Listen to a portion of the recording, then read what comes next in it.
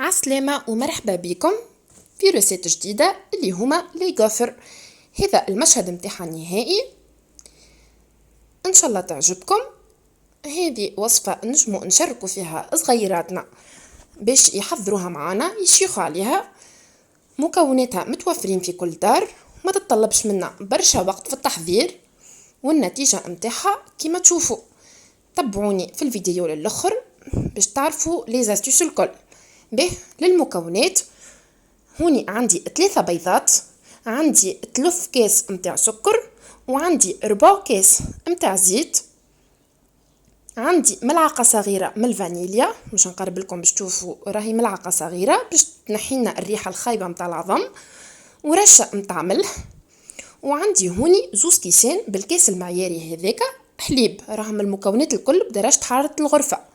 به وللفارينة مش ناخو 2 كيسان، مش نكيل بنفس الكاس. والخميرة متاع الجاتو مش نحط 13 جرام، اذا عندكم الباكو متاع 13 جرام، والا تاخذوا باكو ب10 جرامات وتزيدوا شطر مغرفة صغيرة. به هوني الطريقة سهلة برشا. باش ناخذوا العظيمات متاعنا، الكمية متاع السكر، كايننا مش نحضروا خليط متاع كيك، نخلطوا السوائل ومن بعد نزيدوا النواشف مغربلين مع الخميرة. لكن الفرق الوحيد انه كمية الزيت مش نحطوها في الاخر.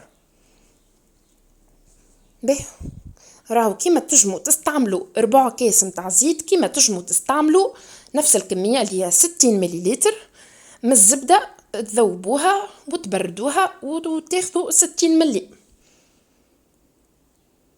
به انا حبيت نقول لكم اللي انا في العادة نستعمل ما بين كاس وربع الكاس ونص متاع حليب. نحط في الاول كاس متاع حليب ونحط شطر كاس بحذايا، ساعات نحط ربع، ساعات نحط شطر حسب الفرينة قديش تشرب لي. لكن انا حبيت المرة هذه نجرب اني نحط 2 كيسان متاع حليب ونشوف القوام متاع العجينة كيفاش مش يجي والكعيبات كيفاش مش يجي، وهي روسيت ناجحة. به انا هوني حربتها. به شوفوا هوني بعد ما خلط العظم والسكر والملح والفانيليا وكمية الحليب، هوني مش نعاير معاكم. هذا الكاس الاول متاع الفارينة، ومش نحط الكاس الثاني. به مش نحط معاه الخميرة ومش نغربلهم، راهو مرحلة التغربيل ضرورية خاطر تحط الخليط يجي مهوي.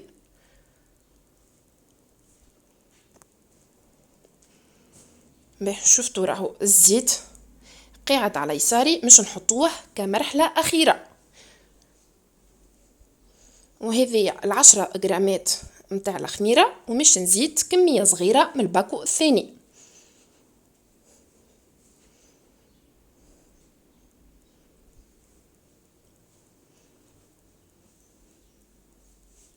العجينة متاعي مش نحطها ترتاح، يعني بعد ما نكمل نحط لها النواشف ما بين 15 ل 30 دقيقة، ومن بعد نطيبها في الماكينة متاع الغوفر بيان سور بعد ما نسخنها. حبيت نقول لكم للي مش متوفره عنده الماكينه متاع الغوفر، راهو فما ديمول متاع سيليكون، السوم متاعهم مش غالي برشا، ما بين 7 و10,000. نجمو ناخذوهم ندهنوهم هكايا ليجيرمون بالزيت ولا بالزبده، نحطوا الخليط متاعنا وندخلوهم يطيبوا للفور. معناها يطيبوا في الفور بيان سور على 180 درجه كل واحد وفورو. به هوني انا نغربل في الفارينه، مش نحط الكمية الكل.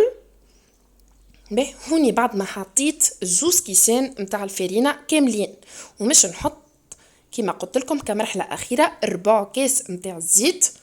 وراهي معناها العجينة ما هيش مش تولي مرخوفة بالزيت، ما هيش مرخوفة، لكن كما قلت لكم حطوا من الأول للي يحب معناها الغوفر متاعو يجي يتقرمش ويجي يعني القوام متاع العجينة مكبوس، يحط كاس ويبدأ يزيد بشوية بشوية الحليب لين يتحصل على يعني عجينة متماسكة أكثر شوية من اللي تشوفوا فيها قدامكم. به هوني بعد ما دخلنا الكمية كاملة متاع الزيت نغطيوها بمنديلة ولا بأي حاجة ونحطوها ترتاح. أنا الحقيقة خليت العجينة متاعي ارتاحت 30 دقيقة.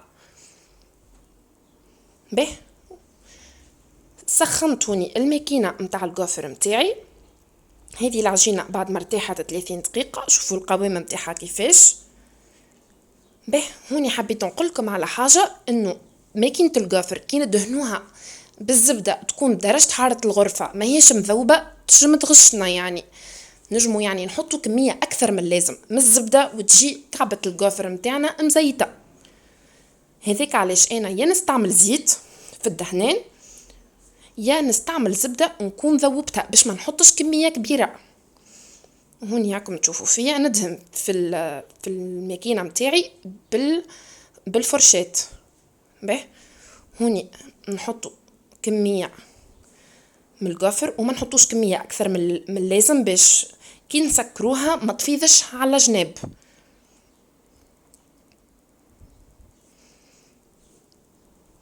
به العملية هذه مش تاخو ما بين 4 و 5 دقايق، وكل واحد حسب الماكينة متاعو. المفيد